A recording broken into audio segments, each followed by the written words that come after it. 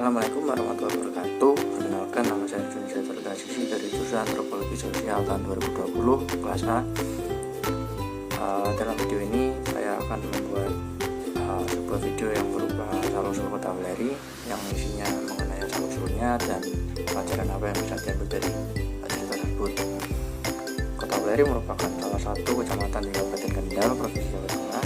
Weleri terletak di bagian barat Kabupaten Kendal yang berbatasan langsung dengan Kabupaten Batam. Dalam cerita ini saya mengambil referensi dari buku Berkacana Jawa dan mendatangkan narasumber yang seorang budayawan Weleri. Untuk lanjutannya bisa simak video selanjutnya. Kenalkan, nama saya Arjuna Setorikasisi dari jurusan Antropologi Sosial kelas A. Di sini saya akan mewawancarai narasumber yang berupa yang seorang budayawan Weleri yang bernama Pak Anteng.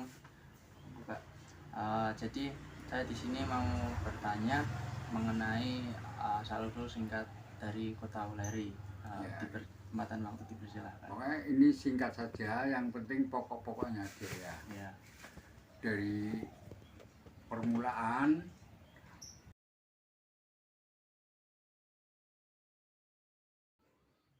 Weleri itu ada pengaduan jago, kita singkat loh.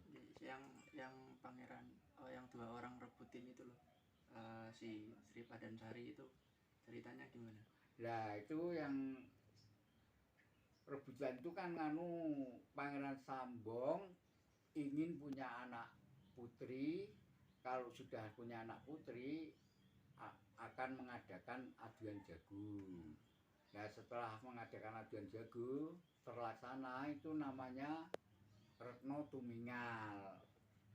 Nah itu jagonya itu Raden Wuragil, botohe Pangeran Sambung, ya botohe Pangeran Gunawan niku Mbah Broto dari Krengseng. Jagonya Widu, karo Raden Wuragil Abang Pinatas. Jadi tarung dua orang siluman itu datang tapi nyiluman, tidak melihatkan orang loh. Nah terus Pangeran Benawa memegang jagonya Ragil, yang Sri Pandan memegang jagonya Mbah Broto. Jago sama jago tidak bisa tarung. Lantas itu botohnya yang tarung, termasuk Ragil sama Benawa. Tarung lagi, Sri Pandan ikut membantu Raden Wuragil, kekasihnya. Dia masak jadi senopati, disabda sama Benawa. Nah wong itu kok seperti lanang, koyo wanju aja ngono lho. Nah setelah itu dia nangis jadi wanju sementara itu. Nah terus Ragil meninggal, dikubur di Krengseng namanya Den Bagus Banteng. Nah Sri Pandan lari mencari kekasihnya sampai ke Pangeran Sempurit yang sekarang dinamakan Kiai Imam Puro di Sidobukti. Nah itu tanya kalau Ragil itu meninggal di mana larinya. Nah setelah tahu Nyai Sempurit kalau itu meninggal, disuruh gantung. Dan gantung, Sri Pandan minta bukti gimana caranya gantung.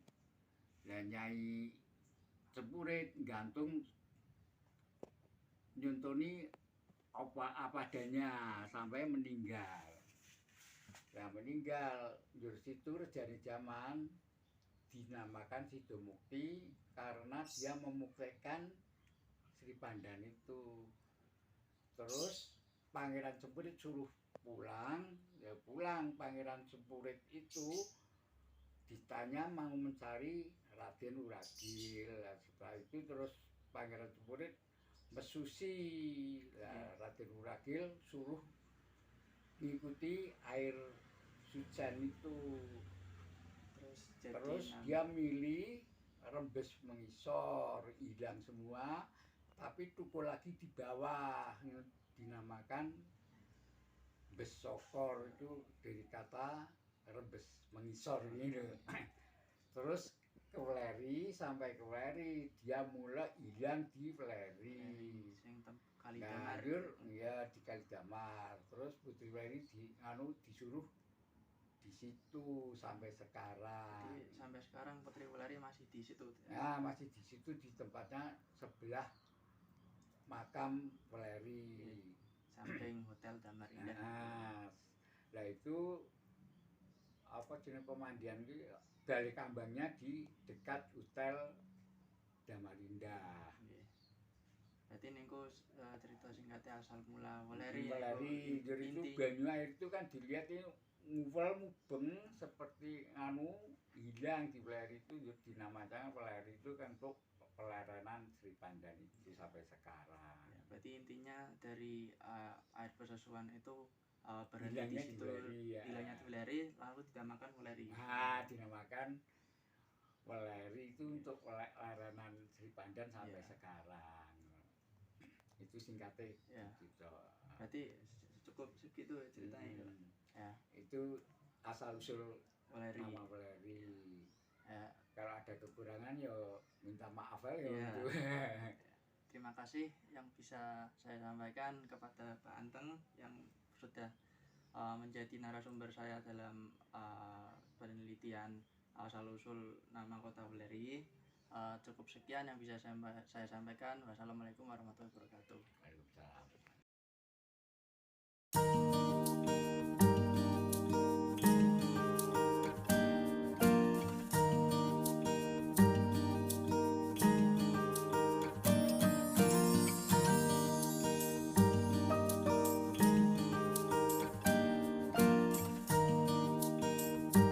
Jadi asal usul Weleri memiliki tema perjuangan dan nasihat. Dua tema yang saya pilih tersebut sangat relevan dengan esensi dan konteks isi dalam cerita tersebut. Nida Maria atau Sri Pandan adalah sosok wanita yang sangat cantik dan diperebutkan oleh Bagus Wuragil dan Denowo.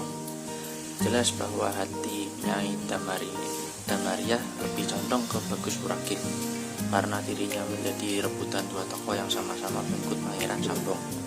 Hatinya sangat gelisah. Perselisihan tersebut membuat arah perselisihan yang secara tinggi dan perjuangan untuk merebutkan Nida Maria.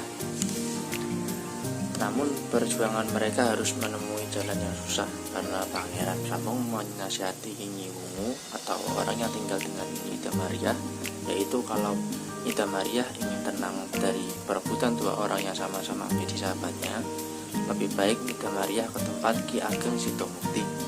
Ki Ageng Sitomukti sangatlah prihatin karena adanya perseteruan dua sahabat Nida Maria yang merebutkan Nida Maria.